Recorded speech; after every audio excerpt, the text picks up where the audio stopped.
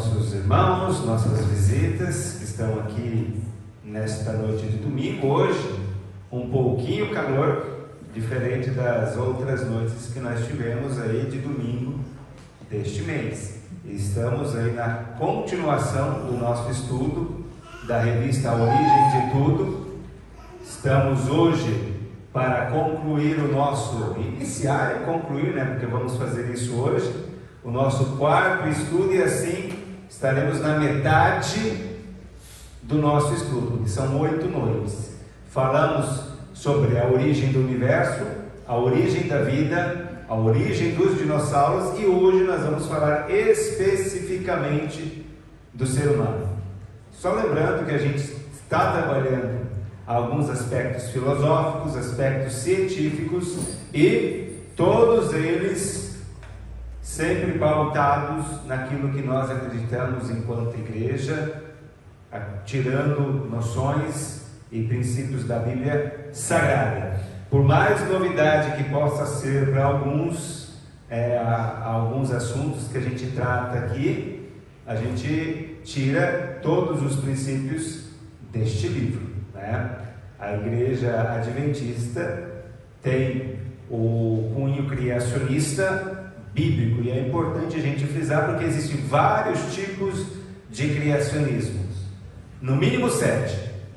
Então, aquela história de simplesmente falar assim, eu sou criacionista, às vezes você não explica direito o que você é, Você só dá uma ideia que você acredita que a vida não surgiu por acaso, mas de que forma?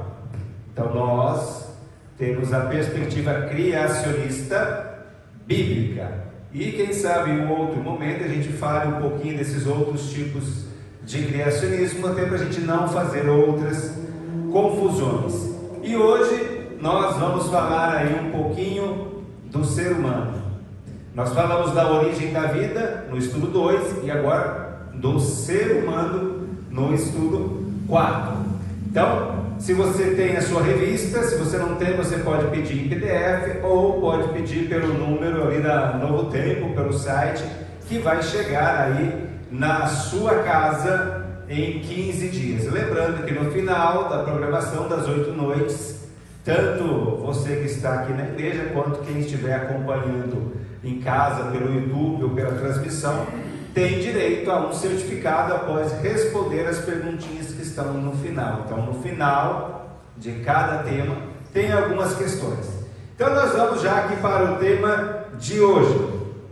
Nós temos essa imagem aqui, e um dos erros que nós cometemos muitas vezes, quando nós, como cristãos, como criacionistas, como igreja em si, fala sobre a origem do ser humano, nós usamos aquela imagem, onde tem ali um macaquinho e que parece que vai evoluindo até chegar no ser humano. E aí, muitas pessoas simplesmente falam assim que a teoria da evolução diz que o homem veio do macaco. Isso é uma coisa que você já ouviu várias vezes. Então, óbvio que essa informação não é desta maneira. Então, se você repetiu isso em algum momento, está errado. A evolução não diz que o homem veio do macaco. A evolução diz que lá no passado, tanto o homem quanto o macaco, eles tiveram um ser ou uma espécie, um símio ancestral em comum. Não que um veio do outro. Então, quando a gente está falando com alguém um pouquinho menos informado sobre a questão do evolucionismo, ele vai achar que é verdade. Inclusive, essa imagem aparece nos livros didáticos, essa evolução, mas não é isso que a evolução diz. E embaixo nós temos uma imagem da Capela Sistina, pintada por Michelangelo, onde retrata ali a criação de Adão. E a pergunta que tem nesse início é: teria o ser humano sido criado ou seria resultado de processos evolutivos? Então é o que nós vamos estudar nesta noite. Salmos vamos pegar a nossa Bíblia, Salmos capítulo 139, está ali no telão, mas você pode pegar. Salmo 139.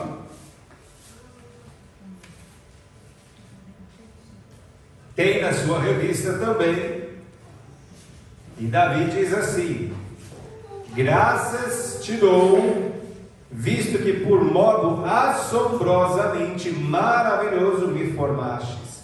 As tuas obras são admiráveis, e a minha alma sabe muito bem. Minha alma, minha vida sabe muito bem. Nós temos aqui nessa imagem, né, o óvulo, o espermatozoide, que depois de fecundado forma um zigoto, e esse zigoto começa aí a se multiplicar nas suas células. Depois a gente vai falar um pouquinho disso. Davi, ele não conhecia muita coisa de biologia, não.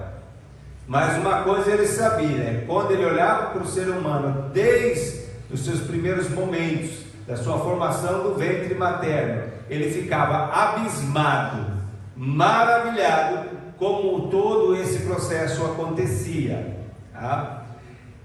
Então ele escreveu esse verso ali. Nós temos aqui dentro do aspecto científico, né, um gene chamado Bowle, que ele é vital para a existência dos espermatozoides. Se esse gene ele não fosse existente ou não estivesse completo e funcional desde o primeiro momento, não existia ser humano mais. Porque senão esse é o único gene que controla a existência dos espermatozoides. O único. Ou seja, se ele não funcionasse da primeira vez, não tinha mais ninguém. Então, teria como esse gene, estou falando do gene ainda, ter evoluído? Não teria. Tá? Não teria. Uma outra questão, que é o desafio da gestação, e veja que nós estamos falando aqui, ó, da ciência hoje. Por que a mãe não rejeita o feto? Para quem conhece um pouquinho da parte da gestação, o bebê é um intruso no corpo da mãe. A mãe, ela quer eliminar porque é um corpo estranho. Agora, por que a mãe não elimina? Porque está ligado ali desde o primeiro momento, mas ela o bebezinho que está sendo formado é um corpo estranho que está ali. E quando a mãe manda algum tipo de anticorpo para o bebê, dizendo: ó, não quero você mais aqui, o bebezinho que ainda está em formação solta uma proteína, agora não lembro o nome lá da substância, avisando: não se preocupa, que quem está aqui é o seu filho, não precisa me dispensar, não precisa mandar embora. Então um vai crescendo dentro do outro. Agora imagine, teria como isso ter evoluído? Se evoluiu, como é que foi a primeira gestação? Meio de qualquer jeito, assim, até chegar do jeito que é hoje? Passando aqui. Então, um outro verso, que está ali, Salmo 139, versículo 13 agora, que nós já lemos o 14. Tu criastes cada parte do meu corpo, tu me formastes da onde? Da barriga da minha mãe. Tu me viste antes de eu ter nascido. Nós estamos vendo aqui que a parte biológica não tem uma explicação se não for Deus, se não for um milagre. O processo do nascimento é um milagre. É um milagre. Outra capa de revista da Veja, né? Durante os 9 meses de gestação, o zigoto é a união do espermatozoide ali com o óvulo, ele forma uma célula só, essa união. E depois, com o passar do tempo, ele vai se multiplicando em várias células, 100 trilhões de células, que vai formar aí mais de 200 tipos de tecidos e órgãos do nosso corpo humano, a partir de uma única célula. Continuando aí falando desse gene, né, o que ainda intriga os cientistas, isso está lá na nossa revista também, é que essa divisão ela se dá de uma forma tão organizada e simétrica. Ou seja, tem um braço esquerdo, tem um braço direito, tem um pé, dois. Por que não nasce uma perna no lugar do braço? Por que não nasce uma orelha aqui no joelho? Porque tudo vai sendo produzido e multiplicado, as células, a partir de uma única célula, tudo no lugar corretamente. Óbvio que de vez em quando acontece algum probleminha, mas nunca ninguém viu uma perna nascer no lugar do braço. A gente já viu pessoas com 6 dedos, alguma coisa um pouquinho diferente do padrão, mas a anatomia do corpo continua praticamente a mesma. E isso não acontece porque existe um outro elemento aqui chamado homeobox. Esse genezinho aqui, ele está presente desde o começo.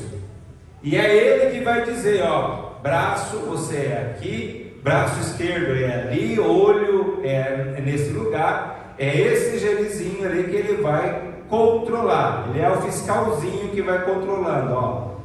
Célula nova vai para aquele lado, vai formar tal tecido, vai formar tal órgão. Pergunta: se esse gene aqui não tivesse desde o começo, como seria o corpo humano? Se ele surgiu do nada e foi evoluindo pouco a pouco. Nós deveríamos encontrar tecnicamente encontrar algumas coisas no registro fóssil ou na escala que sugerisse que esses animais do passado, ou esses seres humanos do passado, tivessem membros fora do lugar. Mas isso não acontece. A gente não encontra nenhum ser humano com uma perna na cabeça. Por quê? Porque esse homeobox, ele está ativo desde o começo, desde a primeira fecundação, e nós acreditamos de Adão e Eva. Se não fosse assim, já teria desandado e a gente teria aí vários seres bem estranhos. Dentro da cronologia evolucionista, a gente diz que de um pequeno vai formando um menorzinho, que daí vai para a água, depois ele cansa da água, sai da água, e aí ele de um réptil vira um anfíbio, que vira um mamífero, e que vai evoluindo. Não é que um vai se transformando no outro. Aqui é todos seres que lá no passado estiveram em comum e que vai se dividindo, formando novas especiações. Isso de acordo com a evolução ou com a evolução. Nós, como criacionistas, não atendemos a essa ideia. Eu tenho aqui também esse livro, que está ali, A Caixa Preta de Darwin, para quem gosta um pouquinho de química. É um livro muito interessante, onde ele vai tratar da impossibilidade química e bioquímica da teoria da evolução. Porque antes de ter vida, a gente precisa pegar os elementos químicos que não têm vida até chegar em algo que seja parecido com a vida, ou seja, uma célula rudimentar. Então esse livro ele trabalha só esse conceito aqui, e ele traz a ideia de uma ratoeira. Nessa ratoeira, o que nós temos? Nós temos uma base de madeira, nós temos uma trava de metal, nós temos ali a mola, e nós temos uma haste de retenção. Temos só 4 coisas na ratoeira, e só com esses 4 elementos ali a ratoeira funciona. Se eu tirar um deles, qualquer um deles, a ratoeira funciona? Se eu trocar de lugar qualquer um deles, a ratoeira funciona? Se eu jogar lá os 4, eles se vão juntar no lugar certinho? Também não. E nós estamos falando só de 4 partezinhas pequenas. Quanto mais complexo é o ser humano. Eu lembro que, ao assistir alguns vídeos no YouTube tinha um escritor brasileiro e ele dava o exemplo, usando um pregador. Ele falava assim, para ser uma coisa tão simples, né? Você aperta, ele abre, você solta, ele fecha, né? Tem o que? Tem duas hastes iguais e uma molinha no meio somente.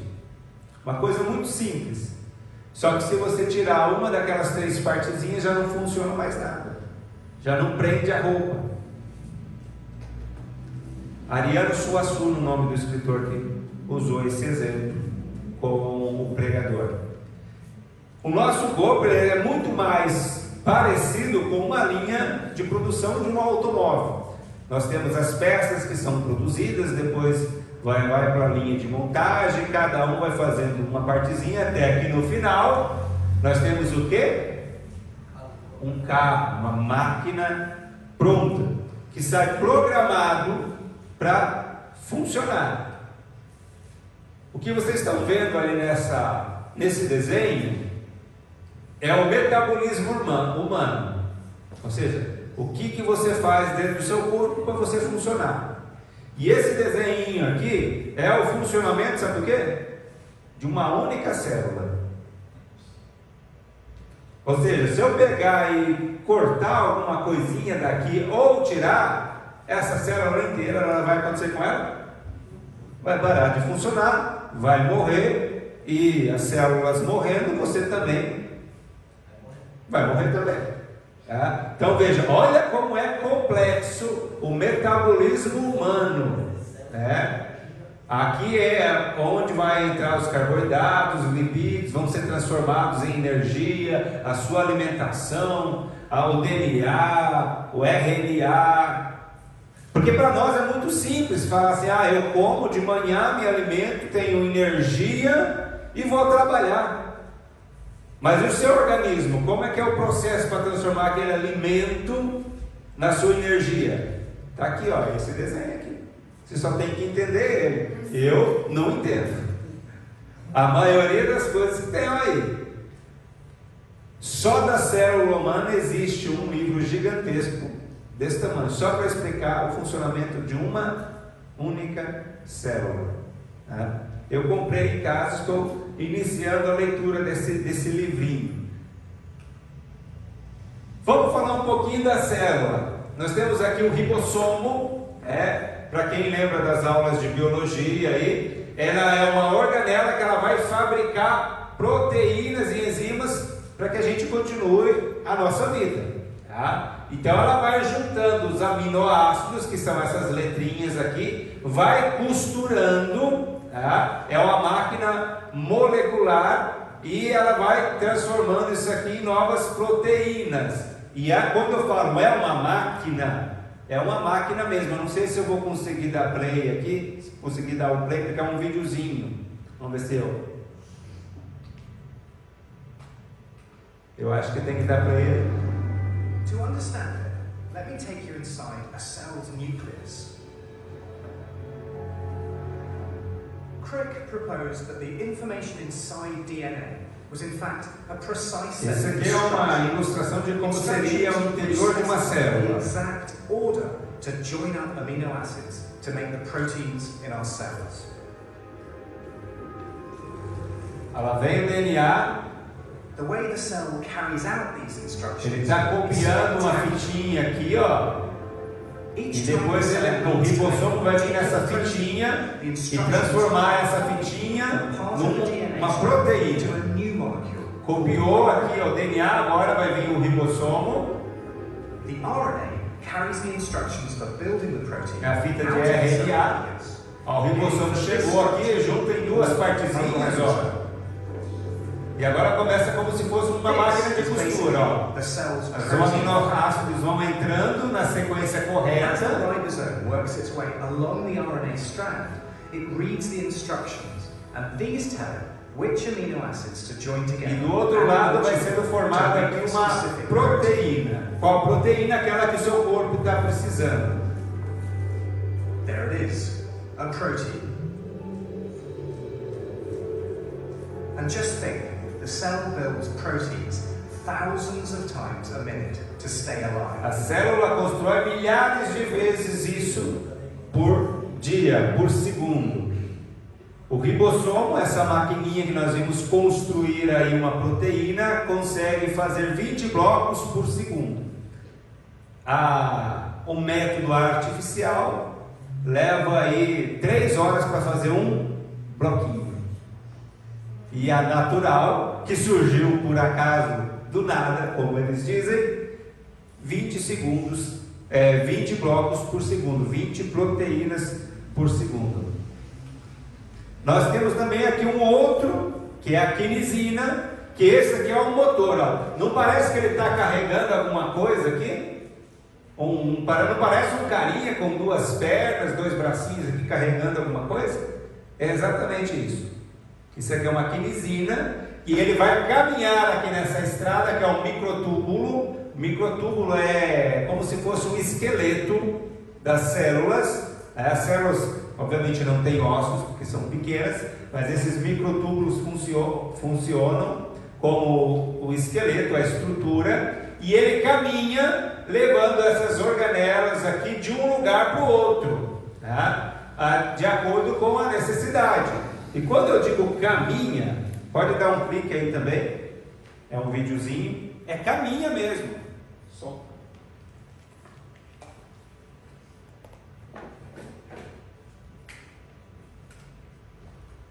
Essa é uma ilustração em vídeo do que acontece dentro da nossa célula.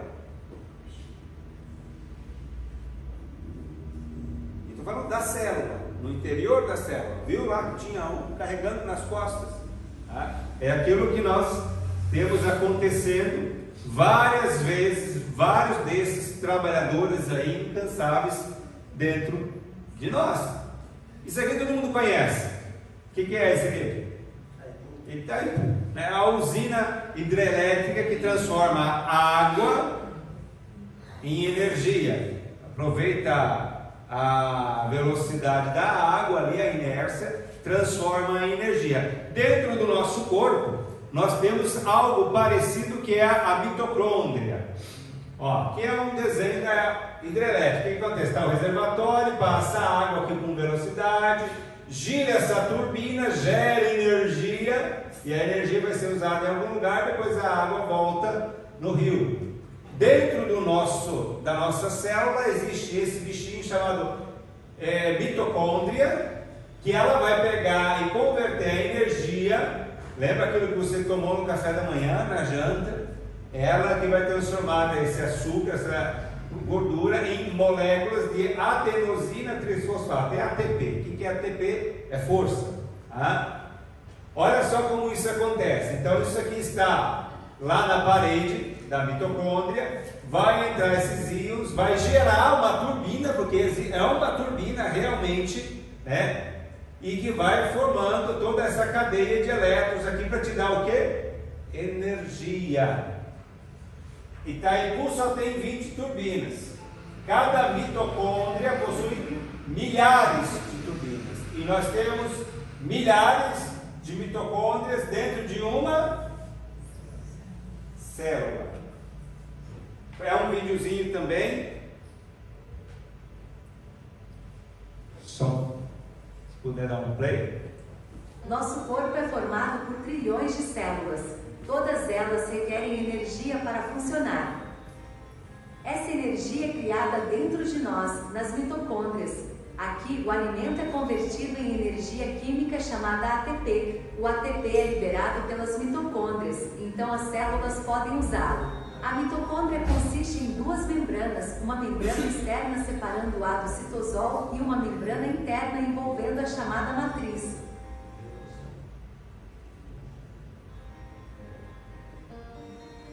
A área entre essas membranas é chamada de espaço intermembrana.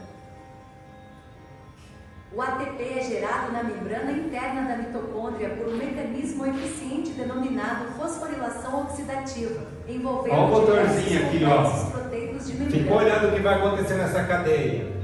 Começa de lá, vai ser a transformação de lá, vai jogando para cá, até chegar no último. E são usados pelos complexos de proteínas para bombear prótons da matriz para o espaço intermembrana.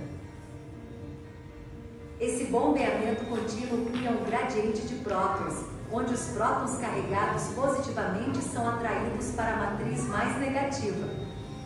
Ó a turbina rodando. Os prótons reentram na matriz através do complexo proteico ATP sintásico, eles catalisam a produção de ATP. Tradução e dublagem tem um motorzinho. Obrigado. O motor aí funcionando dentro das mitocôndrias, dentro da várias delas, dentro aí de uma única célula. Como tudo isso poderia surgir, né, através de mutações aleatórias, devagar. A primeira vez que um negócio como esse não funcionasse, acabava. É simples assim. Deixava de existir. Então ele tinha que estar funcionando desde o primeiro momento. Vamos falar um pouquinho do nosso cérebro. O cérebro, que é a máquina mais especial que nós temos. Nesse livro aqui, como o cérebro funciona, o autor diz que tem 100 bilhões de neurônios, células nervosas cerebrais. E se a gente fosse fazer aqui uma continha básica, para transformar 1,5 kg que nós temos aqui dentro da nossa cabecinha num computador, vamos dizer assim, né? Nós teríamos de usar 4 maracanãs inteiros. Só para um cérebro. 4 maracanãs seria necessário para que esse supercomputador que iria tentar imitar digitalmente aquilo que nós fazemos naturalmente, ou seja, pensar. Veja que o nosso cérebro aí tem uma potência gigantesca. E todos temos, tá? Todos temos. O nosso cérebro é tão bom que ele funciona até debaixo d'água. Tenta colocar um celular bom. Alguns celulares funcionam debaixo d'água, mas se colocar muito debaixo d'água já não vai funcionar não. Então nós temos aí uma máquina que funciona corretamente até debaixo d'água. E quando nós olhamos para todos esses equipamentos aqui, um robô, uma usina, uma câmera, um computador, ninguém chega aqui e fala assim que surgiu por acaso. E são aparelhos, por mais complexos que sejam, comparado com o corpo humano, não é nada. Mas aí muitas pessoas vão dizer que o corpo humano surgiu por mutações aleatórias filtradas pela seleção natural. Se você pensar bem, quem que é crente? Quem é que é crente? Aí na parte final, temos 2 perguntinhas a serem respondidas. De que forma o corpo humano revela o poder e a sabedoria do Criador? Nós vimos vários aspectos científicos, só para você entender. Quando a Bíblia está dizendo, e para nós é muito comum falar, eu como vou trabalhar porque eu tenho energia, mas como todo esse processo acontece dentro de mim? Está aí um verso: pois tu formaste o meu interior, tu me tecestes no seio de minha mãe, graças te dou, visto que por modo assombrosamente maravilhoso me formaste. As tuas obras são admiráveis e a minha alma o sabe muito bem. Os meus ossos não te foram encobertos, quando no oculto formado e entretecido como nas profundezas da terra. Os teus olhos me viram, a substância ainda informe, não tinha forma nenhuma, e o teu livro foram escritos todos os meus dias, cada um deles escritos e determinado, quando nenhum deles ainda havia. Na segunda pergunta, lá da nossa revista diz: pense por um momento como os nossos sentidos, a visão, a audição, o paladar, o tato. Concentre-nos naquilo que a gente consegue enxergar, naquilo que a gente consegue ver, naquilo que a gente consegue ouvir, as cores que a gente consegue identificar. Como isso mostra a grandiosidade de Deus, porque parece que a gente se acostuma com essas coisas. Tenta começar a perder a visão para você ver como é importante a visão. Aliás, nem tenta, né? Mas para quem está perdendo a audição, a visão, algum dos sentidos, já vê que é muito complicado, é muito diferente.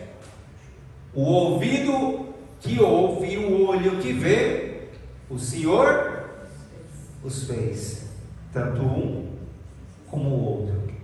E nós entendemos que tudo o que foi feito do nosso corpo, lá em 1 Coríntios 6,19, diz que o nosso corpo é o quê? Santuário, o templo do Espírito Santo. Assim como nós temos um templo aqui que ninguém vem e joga lixo no templo, nós também não podemos fazer isso com o nosso corpo. E conhecendo as orientações de Deus, a gente pode cuidar melhor também da nossa saúde, para que esse corpo, que é tão magnífico comparado com as máquinas que existem hoje, possam ter aí uma vida melhor. Próximo tema do domingo que vem, a origem da ciência. Nós vamos falar dos primeiros cientistas e como eles relacionavam a fé e a ciência, porque uma das coisas que você acostumou já a ouvir por aí é que fé e religião não se misturam. Essa é a mentira que vem sendo contada há muito tempo e a gente vai estudar na semana que vem, no próximo domingo, no próximo tema, que as duas coisas estiveram juntas desde o começo. Então eu gostaria de agradecer a presença de todos e orar para que você possa estar aqui no próximo domingo. Esse é o meu desejo, a minha oração. Amém.